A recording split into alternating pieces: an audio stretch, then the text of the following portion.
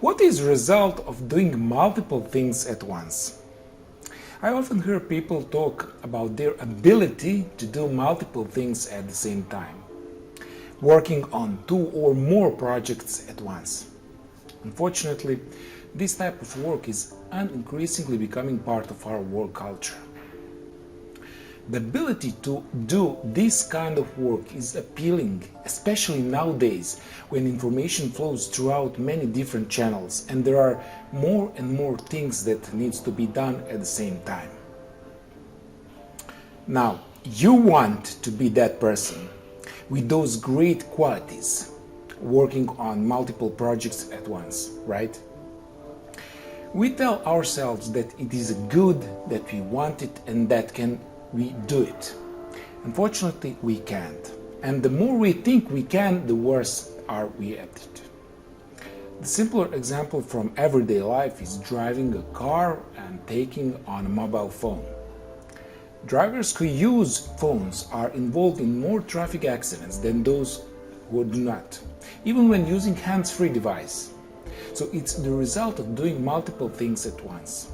Now, if you think to yourself that you are a specific, strong person, that you can do it, but those people who have accidents cannot, you are mistaken. You are worse than everyone else without even knowing it. The bottom line here is that people don't do more than one thing at the same time because they are good at it. They do it because they cannot concentrate. They cannot prevent the impulses that leads them to change activity. In other words, people who do more than one thing at a time are people who cannot focus. They cannot do differently. The problem is, I think, we are all like that. We all do that. Now, if we are talking about working on software projects and situations that you have to work on more projects to remain competitive in the market, the situation is similar. The column percentage of loss due to multitasking is pure waste. This means that this percentage increases with the number of simultaneous projects. For example, if you have 5 simultaneous projects that you are working on, as much as 75% of the work is thrown away as a reason for the physical limitation of our brain. So why is it so? It has been scientifically proven that this kind of bottleneck when it comes to data processing in our brain. Some effort is needed to pack one project, extract another project from our brain's memory, and then work on it. And every time you change a task, that process takes time. Now, if you want to be successful, the solution is not to work on multiple projects at once. Concentrate on one project or one product at a time. Now, let me give you an example.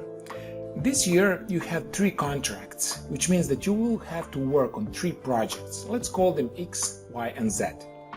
So the first planning scenario would be you will work a little on project X, little on Y, and little on Z. And this is traditional strategy. Everything is important, do everything at once. Let us now look at how this looks like from Agile perspective.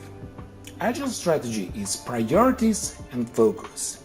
So trying to do everything at once with a traditional strategy, completion of 3 projects will take until end of July. But if you apply Scrum e-projects with brought to the column done one by one, the waste is reduced to minimum, and in this case you will be able to finish by beginning of May. It doesn't change the size of the project nor what is involved in its creation. By doing one thing before focusing on something else, you will need a little more than half of allotted time. So this is first half. And what do you think the other half is? The other half is pure waste. Nothing more has been produced, no saving has been made, no innovation has been implemented. It's just a waste of resources, the work without purpose. It's the cost of working of multiple things at once.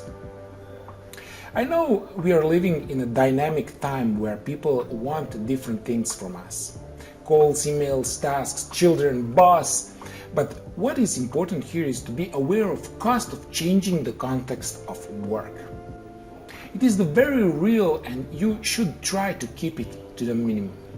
For example, if you are trying to working on something complicated, preparing a report, preparing a video for YouTube, developing software, writing a book, you are holding incredibly complex objects in your head.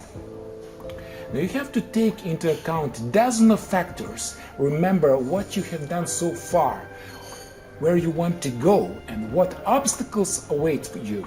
This is pretty hard to do. Not to mention what happens if someone interrupts you, or you have to switch to another project even for a moment. All that carefully constructed mental architecture is collapsed. It may take hours to return to the same state of mind, and that's the price. And therefore, work on one project at a time. Whenever possible, turn off the phone, put do not disturb sign, and that's it. Thank you for watching. If you want to learn more about Agile and Scrum, check the first link in description. Bye.